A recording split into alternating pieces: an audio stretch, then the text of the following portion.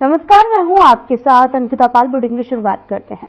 दिल्ली में Russian cultural centre में महाकुंभ को लेकर एक कार्यक्रम आयोजित किया गया, जिसमें हमारी ब्यूरो हेड सपना चारण ने अपनी बात रखी। उन्होंने क्या कुछ कहा, आपको सुनाते हैं।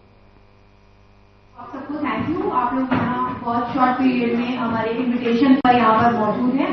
और ये जो हमारा कार्यक्रम है महाकुंभ को लेकर, हमारे देश में आज तक बहुत सारे कुंभ मनाए गए, लेकिन ये महाकुंभ का अवसर है।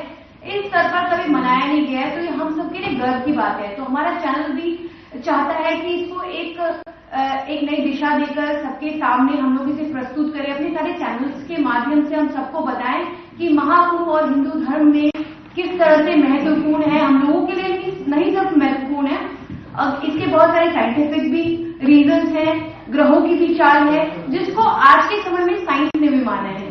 तो उस चीज को भी हम लोग यहाँ पर सबको बताना चाहते हैं। रशियन कल्चर सेंटर में हम ये प्रोग्राम कर रहे हैं, तो यहाँ पर रशियंस का भी एक इनिशिएट रहा जो हमें प्रमोट कर रहे हैं, हमारे धर्म को प्रमोट कर रहे हैं। उसके लिए specially we are thanking to Russian culture centre. और इसके अलावा मैं चाहूंगी कि आगे आप बताएं। धन्यवाद सपना जी। क्योंकि जब हम कोई काम करते हैं तो अपनी टीम को हम अपने साथ हमेशा लेके चलते, तो हमें अपने टीम मेंबर जिन्होंने इस पूरी भूमिका निभाई है उस पूरे आयोजन में, उनको हम जरूर आपके समक्ष रखेंगे। हमारे और भी टीम मेंबर हैं, हम उनको आपको बारी बारी से इंट्रोड्यूस कराएंगे। और आचार्य शैलेश तिवारी जी के पास चलने से पहले हम गजेंद्र सिंह शेखावत जी का एक मैसेज हम सुनेंगे। और आचार्य शैलेश तिवारी जी को मुझे लगता है यहाँ पर मौजूद जितने भी लोग हैं उनको वो जानते हैं। देश के किसी भी चैनल में आप इनको देख सकते हैं, सुन सकते हैं। और भारतीय संस्कृति को ऊंचाइयों तक ले जाने में अगर किसी ने सबसे बड़ा योगदान जिन विशेष लोगों ने किया है देश में, उसमें आचार्य शैलेश तिवारी जी की भी अहम भूमिका है। आप महाराज जी आए यहाँ पे, हम आपको पूरी तरीके से सुनेंगे। उससे पहले हम गजेंद्र सिंह शेखावत जी का एक मैसेज आपके पास सुनेंगे। दिल्ली स्थित रशियन कल्चर सेंटर में आयोजित साधना ग्रुप के महाआयोजन में वरिष्ठ पत्रकार डॉक्टर वायल अवध भी पहुंचे हैं, जहां उन्होंने महाकुंभ को लेकर अपनी बातें सामने रखी। उन्होंने क्या कुछ कहा, आपको सुनाते हैं। वाइस प्रेसिडेंट है सर, आप खासतौर से इस प्रोग्राम में आए हैं और आप भी please if you could just brief about this whole programme and what you like to say sir. And please sorry please could you just introduce yourself also sir. बहुत बहुत धन्यवाद जी। नमस्कार जी। मैं आपकी हिंदी से बातचीत करना चाहता हूँ क्योंकि हमारा काफी साल हो गया हिंदुस्तान में, तो मैं बहुत जबरदस्त कुंभ इंडिया का सब पूरा यूपी में कवर कर दिया था। मतलब आप समझ लो 30 साल हो गया टीवी के अंदर काम कर रहा हूँ, तो इसलिए here only as an individual, so nothing to do with the other person. तो बहुत बहुत धन्यवाद मेरे को बुलाया आप लोग, और मेरे को ये बहुत खुश हो गया इस साल पर भी ये सबसे ज्यादा बड़ा लोग बहुत मेहमान लोग आ रहे हैं। हमारा लोग भी है, फॉरेन जर्नलिस्ट भी आज कवर करने के लिए आ रहे हैं, तो इसलिए ये तो सारी दुनिया का मालूम हो गया इंडिया में कितना मतलब ये मशहूर है। जैसे 6 साल हो रहे हैं, 12 साल हो रहे हैं, तो अभी लोग कह रहे हैं हमारे के लिए 12 साल क्या होता है। तो मैं ये समझाना पड़ेगा लोग आने से पहले में क्या फर्क पड़ता, क्यों इस बार है। और ये हिंदुस्तान में मतलब ये उसकी माइथोलॉजी जो फिलोसफी से बिहाइंड है, what is the reason behind, something related to the global changes. So I wish all the best for the coverage of this event and इंशाल्लाह as we say in our Arabic also हम खुद भी जाएंगे इधर cover करने के लिए। Thank you so much. Thank you sir, thank you so much. और खुशी इस बात की है कि देश में हमारे आप हैं और आपने जिस प्रकार से हिंदी का आपने अनुवाद किया sir, thank you so much for this. Basically हमारे लिए बहुत गर्व की बात होती है। हमारे साथ अजेंद्र जी भी जुड़ चुके हैं वर्तमान में, हालांकि 2 दिन पूर्व इनका कार्यकाल पूरा हुआ। ये केदारनाथ ट्रस्ट के ट्रस्टी हैं और भाजपा के प्रवक्ता हैं उत्तराखंड सरकार में, और खासतौर से धर्म। और हम इसकी बात करें कि महाकुंभ के लिए तो बहुत उपयुक्त जो हमारे गेस्ट थे उसमें आपकी गिनती आपकी होती है। बहुत बहुत धन्यवाद अजय जी, आपने समय दिया यहाँ पे दिल्ली में आकर के। और अब क्योंकि खासतौर से जब हम संत की बात करते हैं, धार्मिक लोगों की बात करते हैं, तो समय थोड़ा कम हो जाता है और क्योंकि उनको समय ज्यादा देना पड़ेगा। मैं चाहूंगा कि अंत में कुछ हमारे जो गेस्ट हैं वो अपनी थोड़ी बात रखें। माइक कृपया दिनेश कांडपाल जी लेखक हैं और पत्रकार भी हैं। दिनेश जी थोड़ी अपनी बात रखिए यहाँ पे, फिर हम अपने तमाम गेस्टों के पास जाना चाहते हैं। प्रदीप जी भी हैं, सब तमाम इन लोगों को अपना समय बहुत सबका कीमती है। प्लीज आप अपनी 2 बात रखें। गोरखपुर में गोरखपुर महोत्सव समापन के मौके पर समारोह का आयोजन किया गया, जिसमें सीएम योगी आदित्यनाथ ने शिरकत की। इस मौके पर सीएम योगी ने सभा को संबोधित किया। क्या कुछ कहा, सुनाते हैं। और उपस्थित बहनों और भाइयों, मुझे बहुत अच्छा लगा कि 3 दिवसीय गोरखपुर महोत्सव का आयोजन पूरी भव्यता के साथ, दिव्यता के साथ आयोजित होकर के आज अपने समारोह की ओर चल रहा है। मैं सबसे पहले आयोजन समिति को इस पूरे कार्यक्रम को आयोजित करने के लिए हृदय से धन्यवाद देता हूं।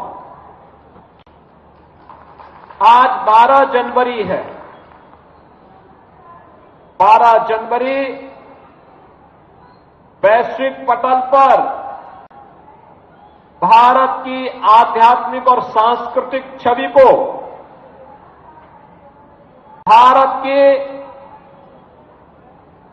आध्यात्मिक विरासत को, सनातन धर्म की वैदिक परंपराओं को स्थापित करने वाले स्वामी विवेकानंद की पावन जयंती,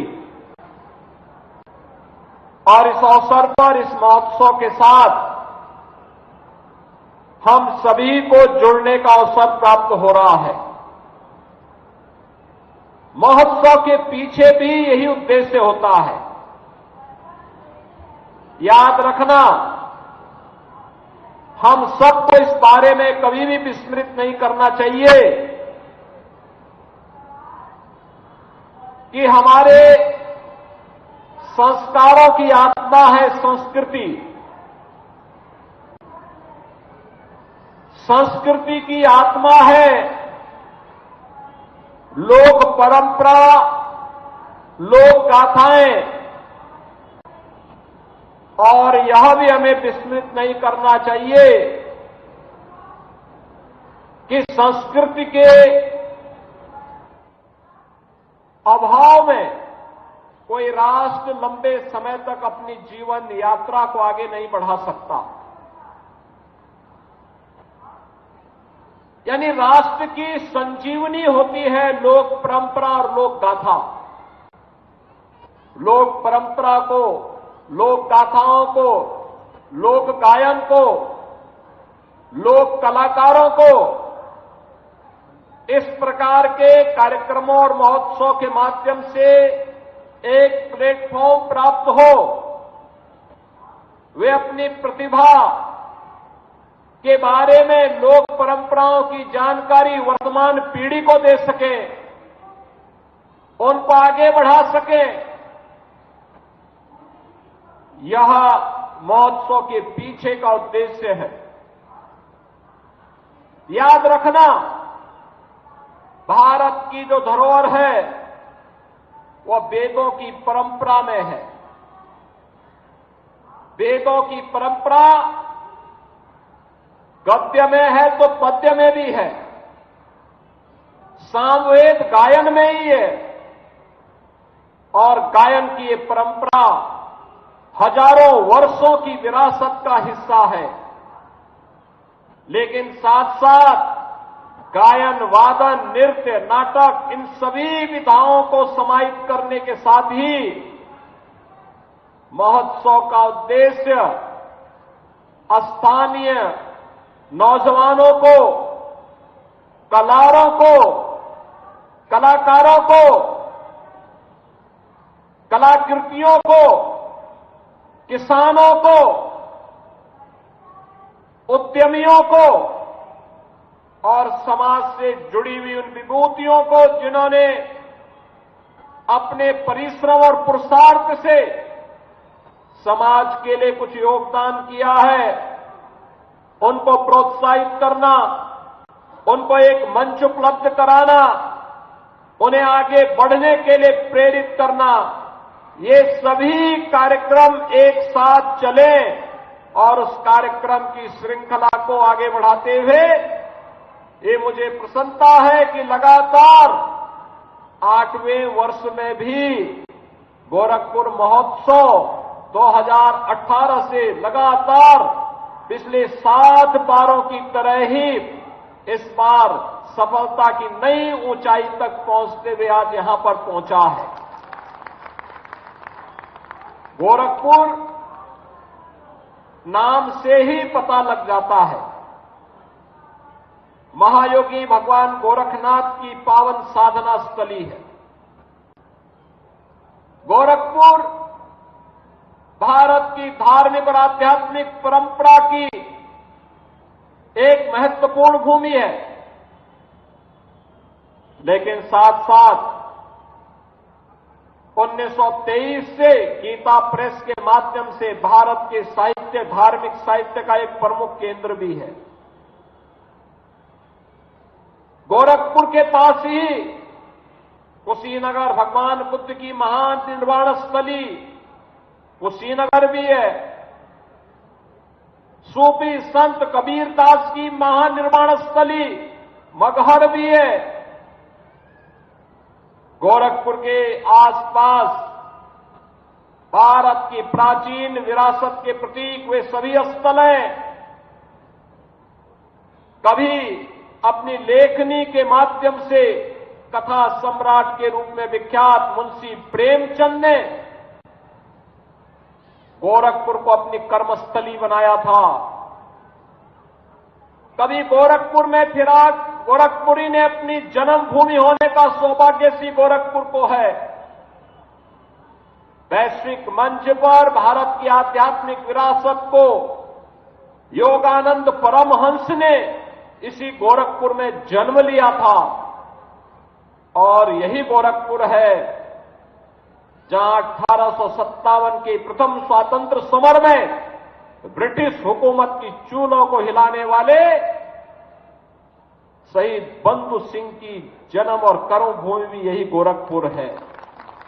यही गोरखपुर है जिसने राम प्रसाद बिस्मिल के शौर्य को देखा है।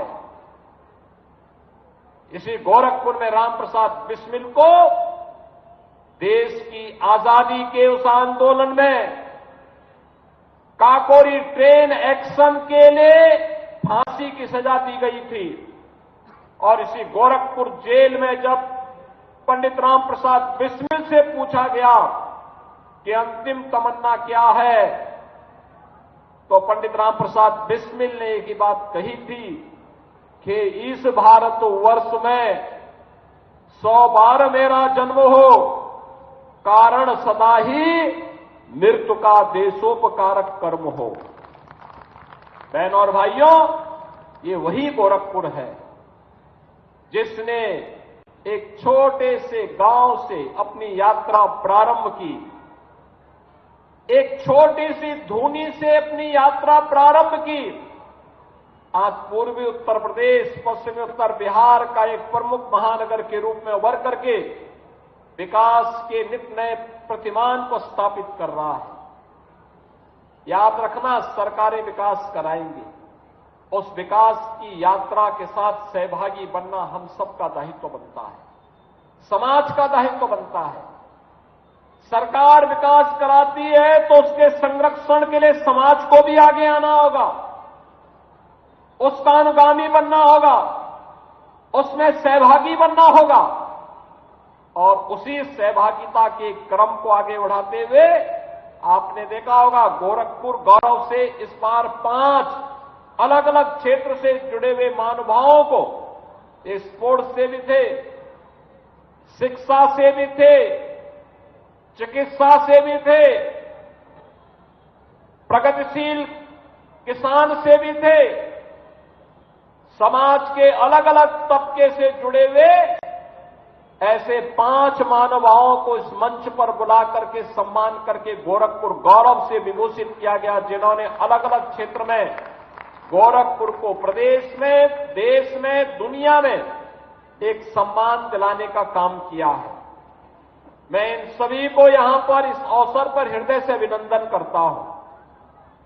गोरखपुर गौरव का सम्मान जिन्हें प्राप्त हुआ है, उन्हें मैं इस अवसर पर उनका स्वागत करता हूं। मैं इस अवसर पर उन सभी कलाकारों का, उन सभी महानुभावों का, जिन्होंने पिछले 3 दिवस के कार्यक्रम के साथ जुड़ करके भारत की आध्यात्मिक और सांस्कृतिक विरासत के प्रतीक बन रहे गोरखपुर महोत्सव को सफलता की एक नई ऊंचाई तक पहुंचाने के लिए अपना योगदान किया है। और मैं चाहूंगा जितने भी लोग इस महोत्सव के हिस्से बने, जो एग्जीबिशन आई है, इस एग्जीबिशन को जरूर एक बार देखें। क्या क्या गोरखपुर में, कहीं टेराकोट का सामान होगा, कहीं पे शहद उत्पादन के साथ जुड़े हुए लोग होंगे, कहीं पे एफपीओज कैसे अन्नदाता किसानों की आमदनी को बढ़ाने में सहायक हो सकता है।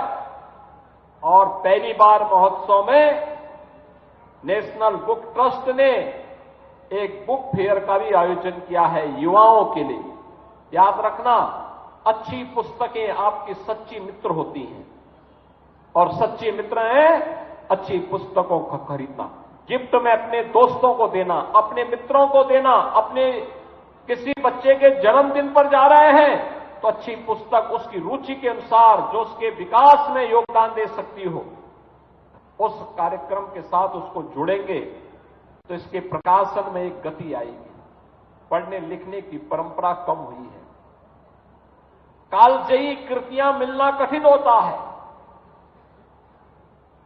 लेकिन फिर भी जो प्रकाशन हो रहा है, अगर हम उसको प्रोत्साहित करेंगे तो यह और अच्छा प्रकाशन आने वाले समय में हमारे सामने आएगा। और ये बुक फेयर भी पहली बार इस महोत्सव में देखने को मिल रहा है। और भी स्थानीय स्तर पर जुड़े हुए तमाम ऐसे कार्यक्रम इस आयोजन के साथ जुड़े हैं और मुझे तो प्रसन्नता है। अच्छे अच्छे कलाकार आए थे, मुझे समय नहीं मिल पाया, मैं अभी थोड़ी देर पहले ही गोरखपुर पहुंचा हूं, लेकिन अन्यथा 3 दिन मेरी रहने की इच्छा थी कि इस कार्यक्रम में रहूं, गोरखपुर के बारे में, आध्यात्मिक और सांस्कृतिक परंपरा को मंचीय कार्यक्रम के माध्यम से देखूं, समझूं और उसके लिए कहां पर सरकार के स्तर पर कौन सा प्रोत्साहन हो सकता है, उसके बारे में भी हम योगदान दे सकेंगे। इस बात को लेकर के हम यहां के साथ जुड़ेंगे। लेकिन आयोजन समिति से जुड़े हुए सभी लोगों ने मिलकर के इसको एक नई ऊंचाइयां देने का काम किया है। इस समय इतनी भीषण सर्दी में भी ये हजारों की भीड़ इस बात को लेकर के महोत्सव है, हम इसका हिस्सा बनेंगे, यह प्रोत्साहन अत्यंत महत्वपूर्ण है। 12 जनवरी को इसका समारोह इसलिए भी हो रहा है क्योंकि कल पौष पूर्णिमा है। कल से इस 2025 12 वर्ष के बाद आने वाला और इस बार तो 144 वर्ष के बाद विशिष्ट मूर्त के साथ जुड़ने वाला महाकुंभ प्रयागराज कल से प्रारंभ हो रहा है, प्रयागराज की धरती पर। यानी 13 जनवरी से 26 फरवरी तक 45 दिन का यह भव्य आयोजन कल से प्रारंभ होने जा रहा है। आप याद करिए, इस पूरे आयोजन में 40 करोड़ की आबादी आएगी। 40 करोड़ लोग, 40 करोड़ श्रद्धालु, साधु संत, देश और दुनिया के अतिथि वहां सहभागी बनने जा रहे हैं। 40 करोड़ की आबादी दुनिया के अंदर भारत और चीन के बाद किसी और देश के पास नहीं है। जितनी आबादी एक अस्थायी स्थिति में अकेले प्रयागराज में आने वाली है। मां गंगा, यमुना और सरस्वती नदी के त्रिवेणी में संगम में स्नान करने का एक सौभाग्य प्राप्त होगा। लोगों को वहां पर उत्तर प्रदेश को जानने, भारत को जानने, भारत की आध्यात्मिक विरासत को संतों के माध्यम से, उनके शिविर के माध्यम से, उनके अखाड़ों के माध्यम से जानने और देखने का अवसर प्राप्त होगा। वहां पर बहुत सारी चीजें ऐसी दी गई हैं जो पहली बार कुंभ में आने वाले श्रद्धालुओं को देखने को मिलेगा। वहां पे अक्षय वट कॉरिडोर भी बना है, मां सरस्वती कूप का कॉरिडोर भी बना है, बड़े हनुमान जी मंदिर का कॉरिडोर बन गया है, पातालपुरी का कॉरिडोर बन गया है। महर्षि भारद्वाज कॉरिडोर बन गया है। भगवान राम और निषाद राज के मिलन की भूमि श्रृंगवेरपुर कॉरिडोर बन गया है। नाग वासुकी और ब्रह्मा जी के यज्ञ की भूमि दशाश्वमेध घाट और मंदिर के सुंदरीकरण के कार्य के साथ ही 12 ज्योतिर्लिंग और 4 धाम की यात्रा का भी वहां पर एक अवसर उनके रिप्लिका के माध्यम से देखने का अवसर प्राप्त होगा। 10,000 एकड़ क्षेत्रफल में पूरा आयोजन होने जा रहा है। कल रात्रि की सूचना है 35 लाख श्रद्धालु कल रात्रि तक पहुंच चुके थे प्रयागराज में। रात्रि भर श्रद्धालुओं का तांता लगा रहा। कल 25 लाख श्रद्धालुओं ने संगम में स्नान किया था। आज मेरा अनुमान है कि संख्या 35 लाख तक पहुंच गई होगी। ये अद्भुत उत्साह एक कल से प्रारंभ होने जा रहा है। तो मैं सबसे पहले आप सबको महाकुंभ आयोजन के लिए अपनी बधाई देता हूं और आपको भी समय मिलेगा तो एक बार जरूर जाइएगा। एक बार जाना चाहिए, अपने आध्यात्मिक सांस्कृतिक आयोजन का हिस्सा बनना चाहिए। रवि किशन की तरह माया मोह में मत पड़िए बहुत ज्यादा। आप देख रहे थे ना, वो यहां जमीन के दाम की चर्चा कर रहे थे। 20 लाख में अपनी जमीन लिए थे, आज 20 करोड़ रुपए उस जमीन की बोल रहे हैं वो अपना, मात्र 20 लाख में। और अपनी जमीन की कीमत बढ़ाने के लिए वे ऐसा बोल रहे थे। लेकिन अगर कभी आपको खरीदना पड़े तो 20 लाख से अधिक मत देना।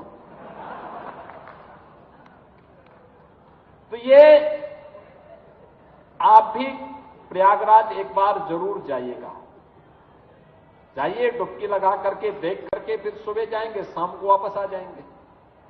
अब तो यहां से इंटरसिटी की भी सुविधा है, बहुत अच्छी सुविधा है। तो सुविधा का लाभ भी लेंगे। और परसों मकर संक्रांति है, खिचड़ी बाबा गोरखनाथ के धाम में जाकर के बाबा को खिचड़ी भी चढ़ाइए, खिचड़ी का प्रसाद भी पाइए और अपनी आध्यात्मिक और सांस्कृतिक विरासत को नई ऊंचाइयों तक पहुंचाइए। लगातार ये कार्यक्रम आगे बढ़ते रहेंगे।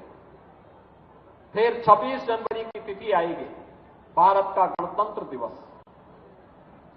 29 जनवरी 144 वर्ष का विशिष्ट मुहूर्त, जब भगवान सूर्य मकर राशि में होंगे, बृहस्पति वृष राशि में होगा और उस विशिष्ट मुहूर्त पर प्रयागराज में मौनी अमावस्या का आयोजन होगा। 144 वर्ष के बाद करोड़ों श्रद्धालु प्रयागराज में जाकर के मां गंगा, यमुना और सरस्वती की त्रिवेणी में डुबकी लगा करके पुण्य के भागीदार बनेंगे। आप सबको इन सभी आयोजनों के प्रति मैं अपनी बधाई देता हूं, अभी से अपनी शुभकामनाएं देता हूं। गोरखपुर महोत्सव को भव्यता के साथ आयोजित करने के लिए हृदय से साधुवाद देता हूं और मुझे विश्वास है कि महोत्सव आप सबके जीवन में इसी प्रकार की खुशहाली लाता रहे। आप सब यहां पर आए हैं, आयोजन के भागीदार तो बने ही, एग्जीबिशन को जरूर देखिएगा। इस विश्वास के साथ आप सबके प्रति मेरी मंगलमय शुभकामनाएं। धन्यवाद। जय हिंद। बुलेटिन में मेरे साथ इतना ही, पर अब वक्त हो चला है डॉक्टर राकेश गुप्ता के साथ हमारे खास कार्यक्रम प्लस माइनस।